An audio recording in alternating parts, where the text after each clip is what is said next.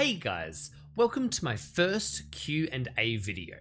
I'll be answering the questions that many of you left in the comments of my previous videos. It might be a bit of a long one, guys.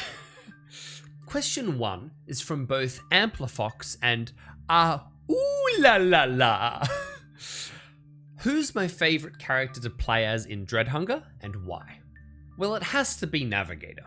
His speed allows me to spend less time doing the boring part of traversing the map.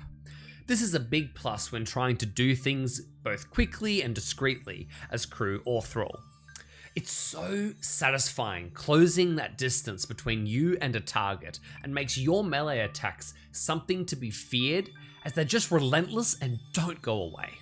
Question 2 is also from Amplifox and ooh la la la and builds from question 1. Inversely, who's my least favourite character to play and why? Bloody Engineer. The expectation that's set on you when playing Engineer is irritating and leaves me wanting to tell people to bugger off when they're trying to control what I do each day. It's so common to assume Engineer must be Thrall because he didn't grab enough coal. Sus Engineer all you like, but it's just stupid how many people don't accept any other contribution from an engineer and blame the ship's lack of progress on the Engie. I don't always subscribe to predefined character roles, but I don't always have the energy to argue with people and challenge the meta either. So that leaves Engineer as my least favourite to play. Question 3 from Amplifox asks me to expand on these answers. Does being Thrall or crew change my answers, basically? Well, being a Thrall makes me want to play Hunter, purely because of those speedy harvest times. But Nav speed still trumps her in both the crew and Thrall roles for me, in terms of my favourite. My least favourite still remains Engineer, for both the crew and the Thrall.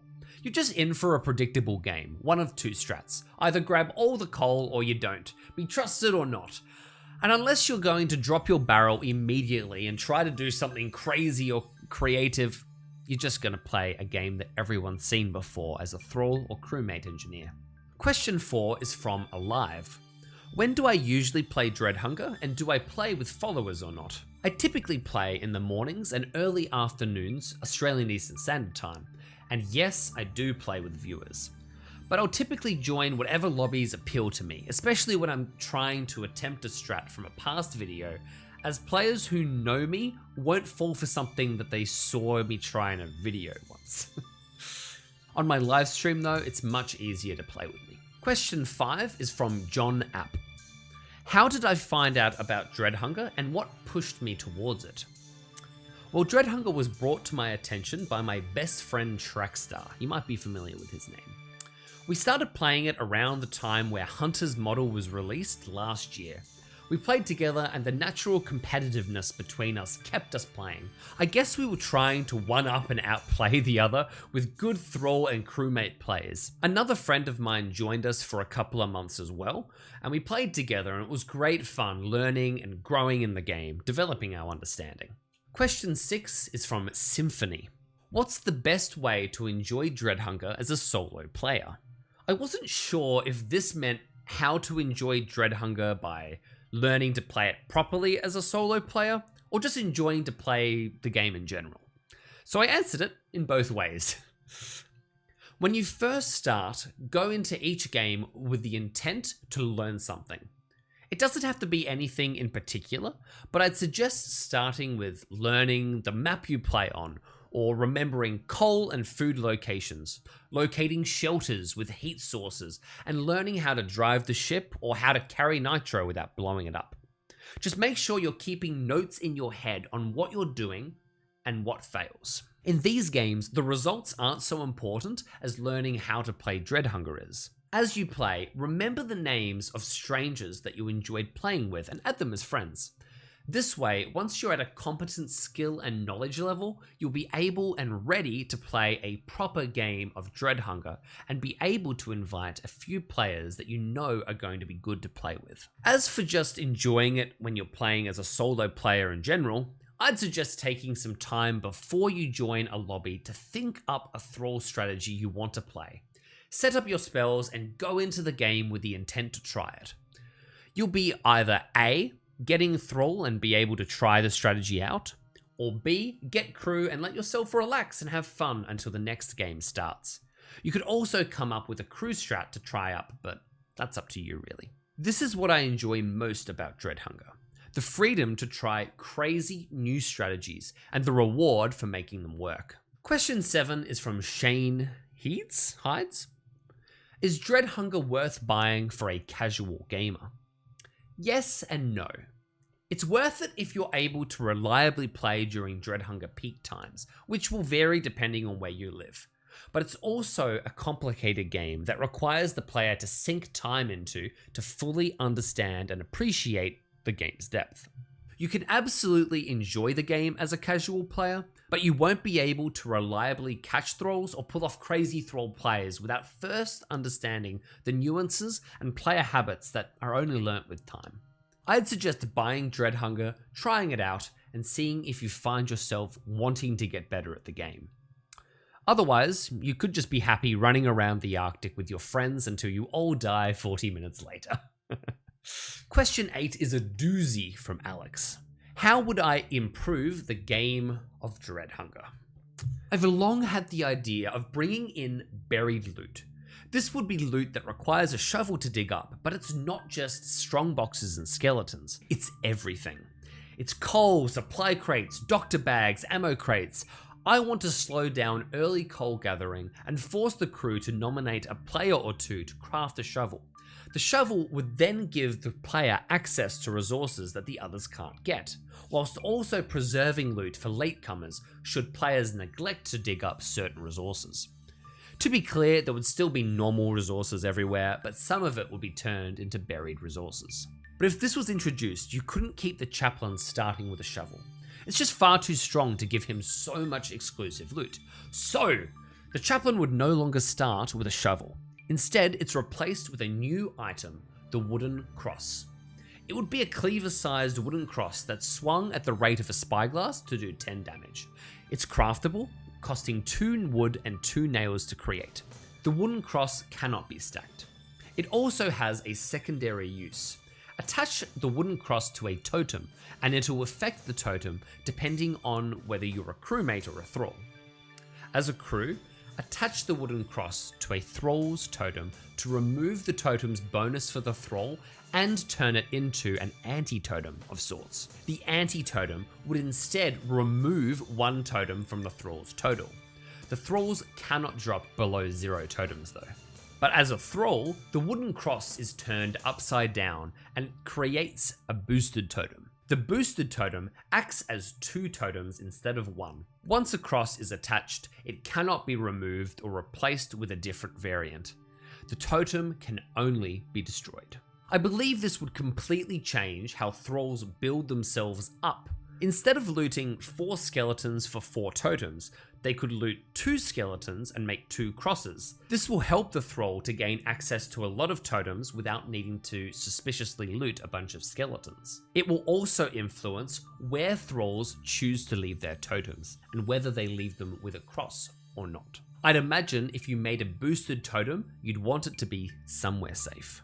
Alternatively, building a lot of totems in a lot of areas now has the risk of your bare totems being turned into anti-totems. Should a crewmate turn a totem into an anti-totem, the thrall would need to prioritize destroying the anti-totem to gain a totem back. Fuck, that was a lot of totems. This would create an interesting dynamic, as crewmates can call out people for breaking anti-totems and interesting new methods to catch a thrall. The wooden cross would give the crew another objective and give the chaplain an interesting starting item to keep an eye on. All of these changes would work to create a new totem meta, with totems having the option to build wide or tall, so to speak. It also diversifies resources and introduces new gameplay elements to consider and build around. It would also result in more uses for nails, which I consider a win for the game, as leaving 30 nails on the floor of the ship is just irritating gameplay. Question 9 is from Lack O Name. If I could design my own thrall power, what would it be? I'd create the spell Summon Iceberg. The spell would summon an extra iceberg in the part of the river the thrall chooses. It would probably be on the same cooldown as Hush and require direct line of sight on the river to cast.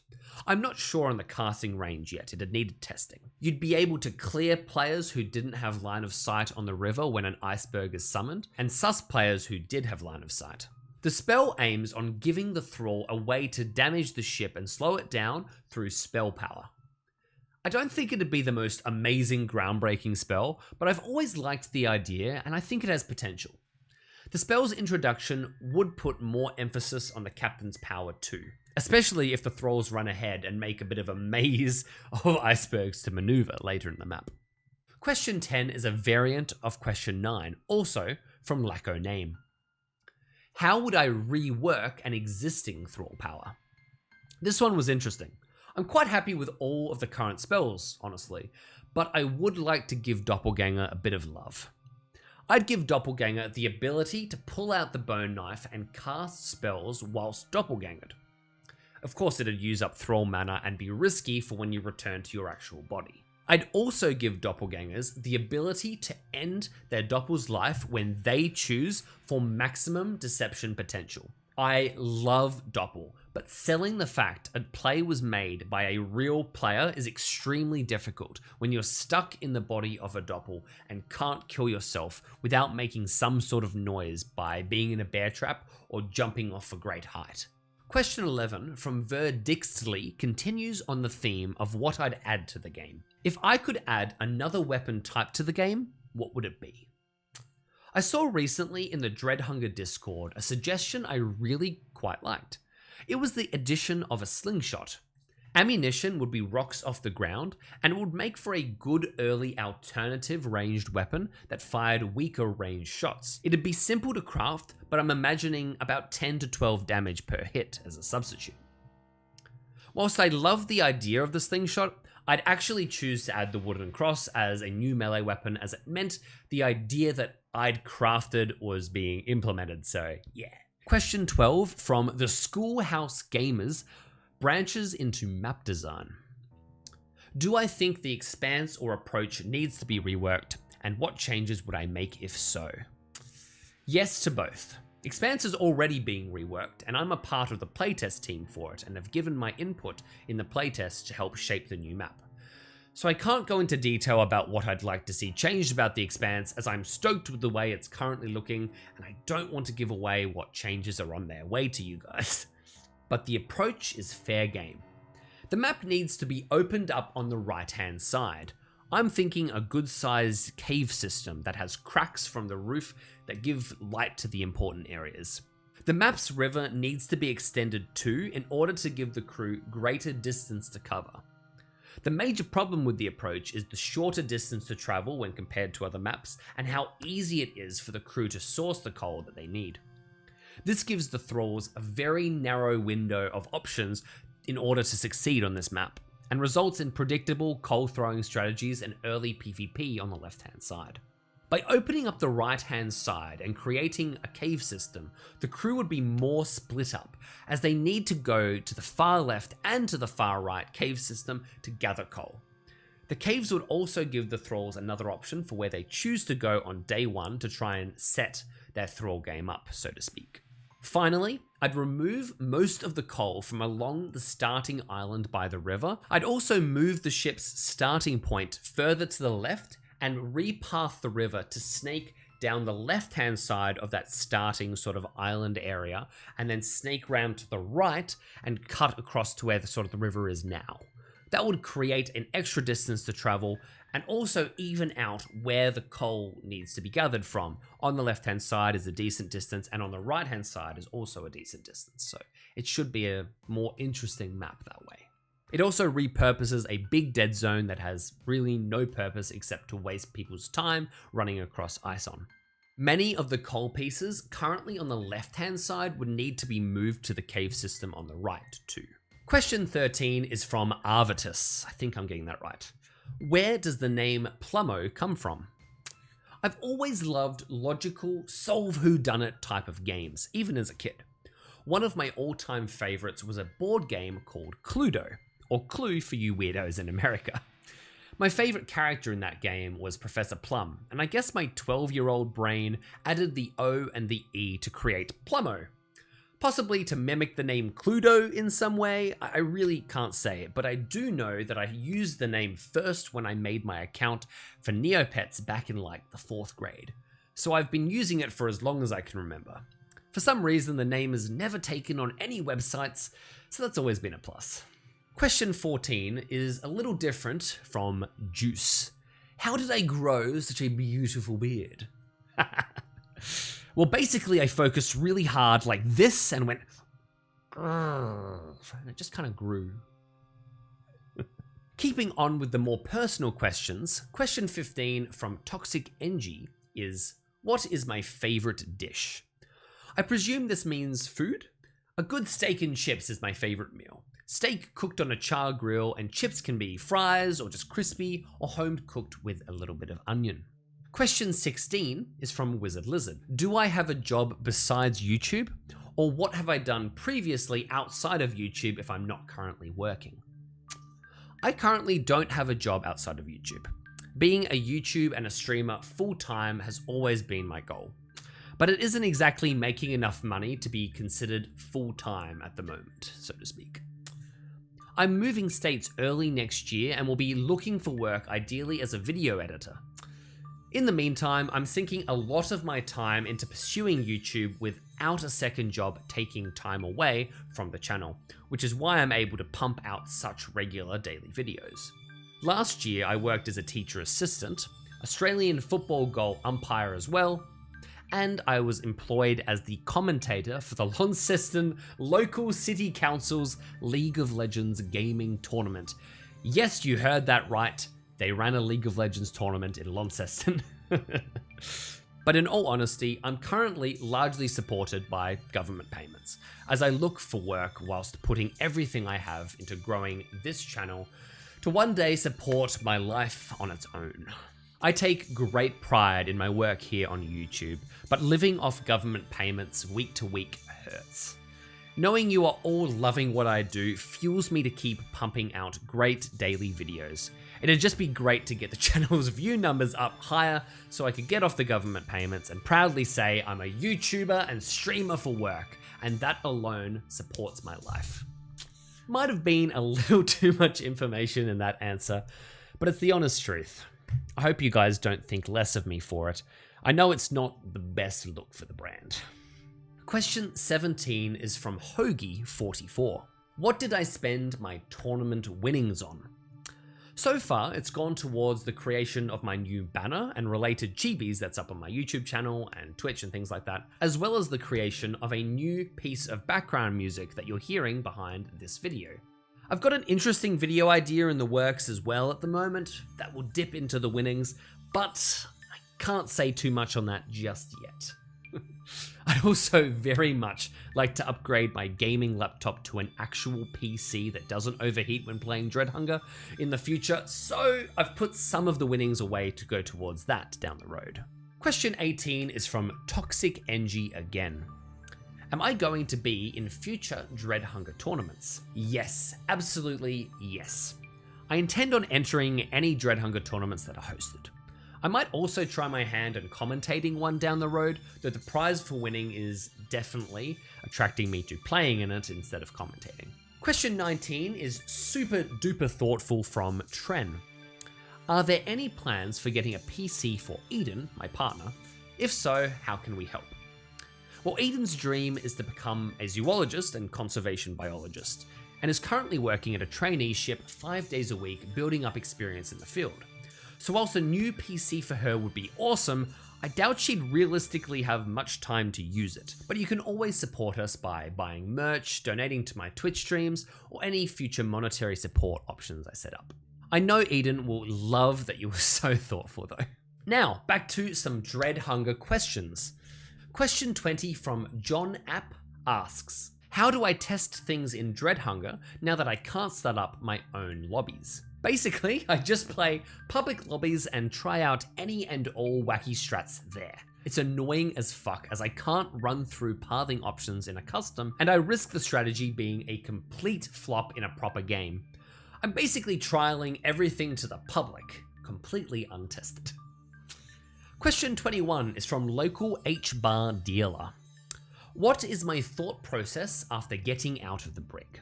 As a Thrall, you need to change how you look at the Brig. Try looking at the Brig not as a detriment, but as an opportunity. You have inbuilt immunity in the heart of the crew and can listen in to all of their conversations. You can use Thrall vision to observe where crewmates are hiding things and cast spells to impact the game at pivotal moments. Players will forget you're there, and you can gather valuable intel for later. If you're a known Thrall, reject any keys that attempt to let you out, especially before your cooldown for Spirit Walk is up. I religiously run Doppelganger, and doppling from the Brig is insanely strong when used at the correct times. See the Brig as an opportunity to sabotage the ship without consequence, and you won't be in a rush to escape. Instead, you'll be trying to decide when is the best opportunity to escape and rebuild. With all of this considered, you need to correctly identify whether your presence on the ship will be welcomed once you're released, or if you'll risk being killed. Ensuring you have Spirit Walk available allows you to take a risk with this and see if you can blend back in after a death. But you should be hyper conscious about your standing with the crew and have an escape plan ready to prevent yourself being killed again. You control your destiny from the Brig, not the crew. Question 22 is from Josiah. What's my opinion on the bow and the gun? I've always considered the bow an objectively better weapon than the gun.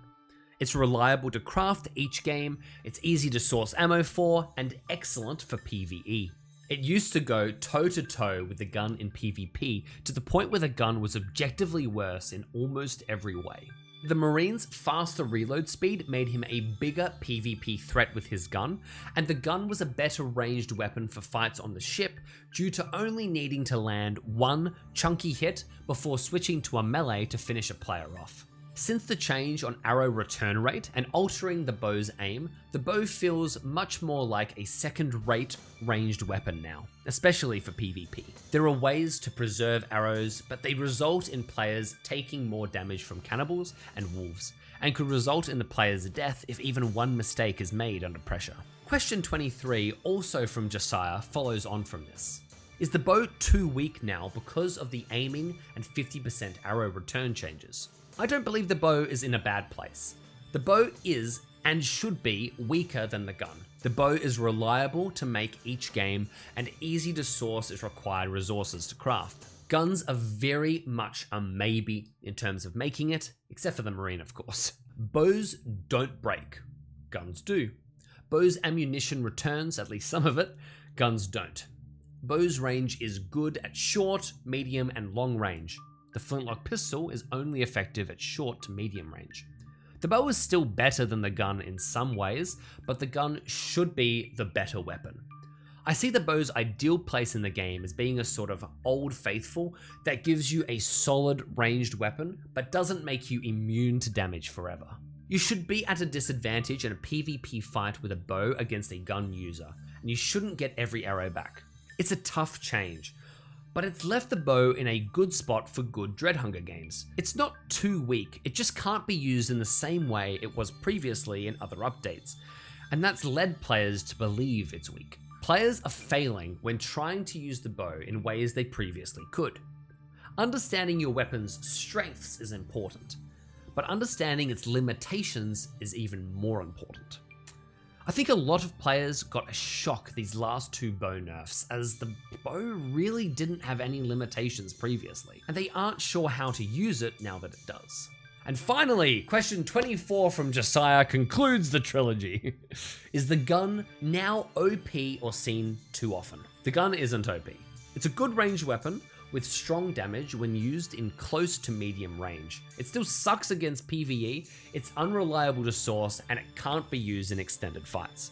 Ammunition can prove difficult to source, especially later in the game, and as a Thrall, you need to choose where your gunpowder goes.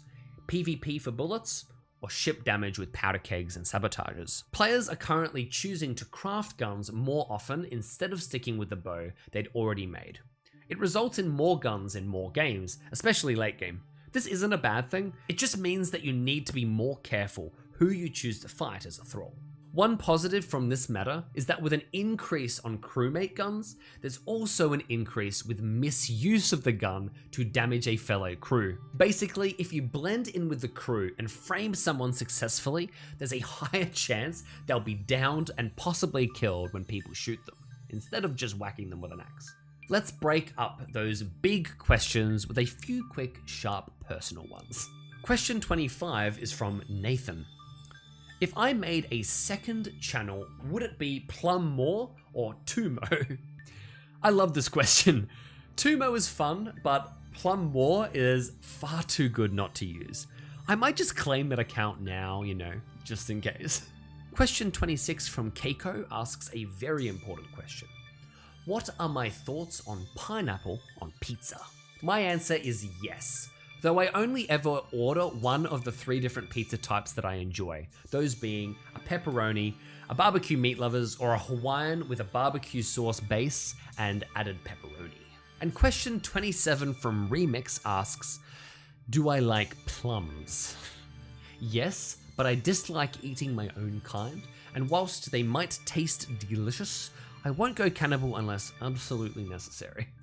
Back to Dreadhunger with question 28. Half-Life Citizen asks, what is the worst mistake that worked out in my favor? I'd have to say episode 24 from my Thrall gameplay series titled Creating Your Own Narrative, Who Do You Trust? So I white out and set up totems in a spot I'd shown in my recent Thrall guide. I was caught by our doctor who had watched the guide and he destroyed the totems. We talked about it privately before we had a fight. I somehow managed to win the fight with a spyglass and killed him and started the narrative that I'd caught a thrall who had built totems in a spot that I had put in my guide. I didn't mean to get caught, I just wanted to leave them there, but I flipped it on its head and took advantage of the circumstance that had evolved. The game went on and I expanded this story to include that the captain was the second thrall when he let the doctor out of the brig. I then claimed that the captain poisoned me with a syringe, drank a poison tea during the chaos, and got the captain killed when I vomited. The doctor was also double killed in the chaos. From there, I blended as hard as I could until I was able to nitro the ship in an epic win. It shouldn't have worked, but everything just worked out, and it did. Question 29 from Lewis Prosser asks, do I believe the game is easy to win for one of the 2 sides, being crew or thrall? Yes. Typically, I believe the game is easier for the crew to win, given that they've got a reliable winning formula that's pretty easy to do. At least compared to the thralls who need to push themselves to create new strategies that the crew haven't seen before and delay the ship without giving away their identity. Question 30, also from Lewis Prosser, follows up. Does this change depending on how good the players in your games are? Yes, absolutely. Newer crewmates will be defeated by thralls simply because they don't know where to go to get coal or even how to keep themselves alive. This just sets the thralls up to win on time. But as players get better and more of the crew are playing efficiently, the pressure on the thralls to delay the ship and derail that efficiency grows. For this reason, I personally see Dreadhunger games in experienced lobbies as the crewmates to lose, and the thralls need to rise to the occasion to win. Though by definition, the crew are the ones with the time limit and the thralls have the time advantage from day dot every single game. Question 31 from John App asks, should meat left on a carved body be poisonable? Yes. Once carved up, it 100% should be able to be poisoned. Even though it's technically still on the animal, it's just irritating that it can't be, honestly. To set up some nice poison plays. Question 32 from Eric Holton was quite a thought-provoking one for me. What specific behaviors outside of your typical toxic bullshit stuff makes me want to kick people from my lobby? Well, I dislike behaviors that impact my recordings. Obviously, that includes large amount of certain language, but I particularly struggle with overly sexual conversations or sounds. There are times a simple conversation can make me want to burn a full game's recording. Like, I just want to get rid of it. I'm really not a fan of the over-sexualization of society and do everything in my power not to promote more of it in my videos. Sometimes it can't be helped, or I tell myself it wasn't that bad, but if I can prevent it from happening, I absolutely will. I won't kick someone for having a good time or having a different view on the world than I do, but I'll definitely try to reroute conversations if I feel them getting onto a topic I don't want to be in one of my videos, or just mute the player that's doing it for that game if they don't change topics. If I'm finding my recordings to be unusable, I'll take a break from Dreadhunger to recalibrate myself and find a new lobby to play with. I try not to enforce my worldviews on other people. I'm just trying to do what I can to ensure that the recordings that I get are up to the standard that I like. And worst case scenario, I edit out audio I find inappropriate for my channel. As for other behaviors, nothing comes to mind, but I tend to do things on a case-by-case scenario and judge how a person is treating both myself and the other people in the lobby, and try to work out if that person is going to be a good addition to the upcoming game. Sometimes a person's tone or general presence just totally kills the vibes, and I don't want them in the game, and those people will be kicked. I try to give that person a positive spin on the game beforehand to distract them from whatever's put them off, but again, that's case by case on whether that works, or if they're kicked for continued behavior I don't see as being a good addition to one of my games. Question 33 from Shane Hides or Heeds asks, what's the Aussie community like? This one was interesting because I haven't really thought of Dreadhunger as having an Aussie community.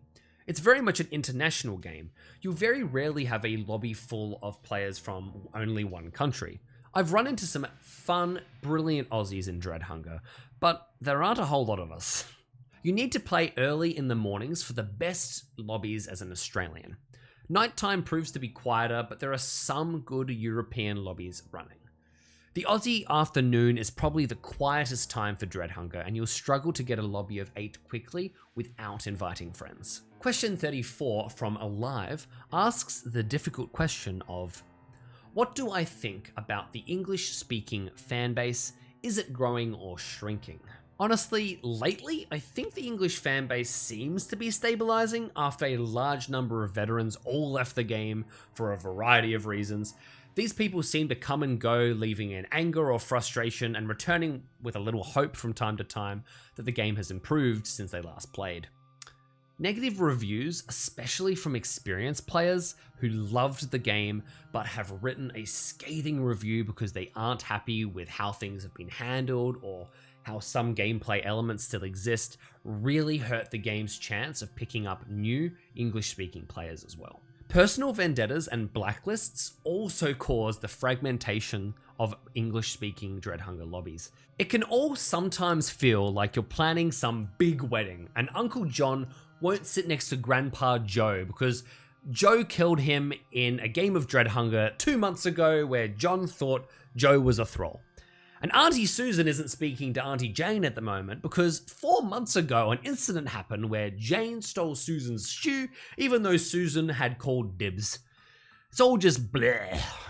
I mean, there's even a guy who kicks me every time I join his lobby because in October 2021 I disconnected after dying at Nitro on my first life. I have no memory of doing this, but it just doesn't matter.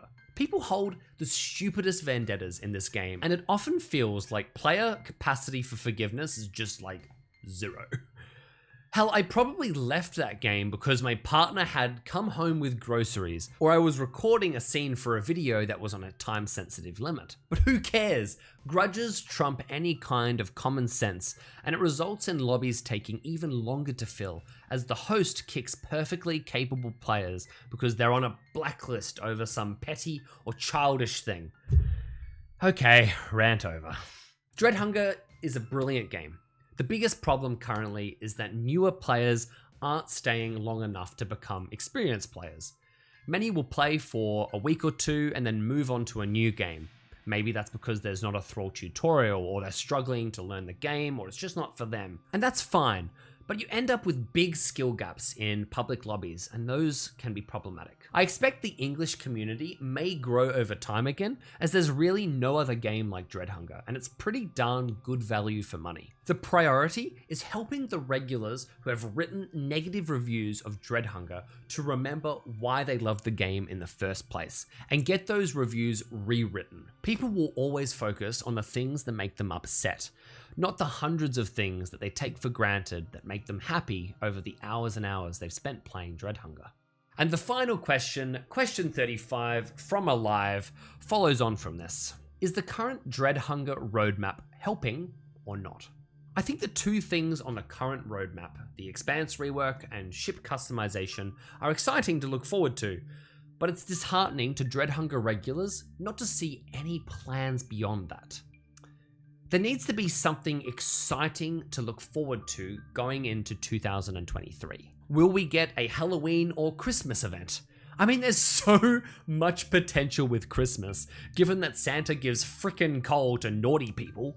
I'd absolutely love to hear plans for a mini event in-game where players can shoot Santa's sleigh down from the sky, and when he crashes down, he has coal all through his sled because they're all naughty. Or there could be randomly placed presents around the map that players need to locate, which gives you something like an exclusive cosmetic if you survive and take it home. I'm drawing inspiration from Dead by Daylight, who do brilliant events that keep players coming back. I want to see Dreadhunger get excited about making these events too, and make something awesome on theme that the community will love. I'd also personally love new characters to be added to the crew as possible role alternatives. It would spice the game up significantly, with 8-player games missing certain roles each game and needing to fill who's missing. These new characters could be introduced every few months as purchasable DLC to help the game continue to make money and introduce new gameplay elements with those patches, as well as new weapons introduced with each of these new characters. New maps would be released as normal and could be available to all, of course, but the new characters could only be played by people who buy the DLC, but players without the DLC could, of course, still play with players who have bought the DLC. That makes sense. They just can't play the character themselves. A roadmap of new content going into 2023 would go a long way for reassuring regulars in the community that their game isn't dying or being abandoned, so the time they spend learning and practicing and investing themselves in this game isn't going to be wasted. I do my absolute best to show off the very best Dreadhunger can offer in my gameplay videos, and have done what I can to help newer players learn and pick up the game with my guides, but I can't do it alone. I need more veterans to spread good word of mouths about the game. We need good reviews on Steam, and you need to put aside personal grudges and vendettas, be it against the devs, against gameplay elements, against other players. You just need to rise above it and see what will benefit Dreadhunger in the long run the most. We need to reroute the ship and continue on into the Arctic together. And that concludes my first Q&A video. It was a bloody long one, with over 5,900 words in the document that I've written all of this out on, but I very much enjoyed answering your questions, and I hope you enjoyed this different type of video. If you did, please like the video and let me know in the comments. I might just do another one in the future if enough of you liked it. Also, please consider subscribing to the channel for more Dreadhunger videos. We're currently clocking in at 1 hour and 7 minutes of recording time, so good luck out in the Arctic, and watch out for Bongo.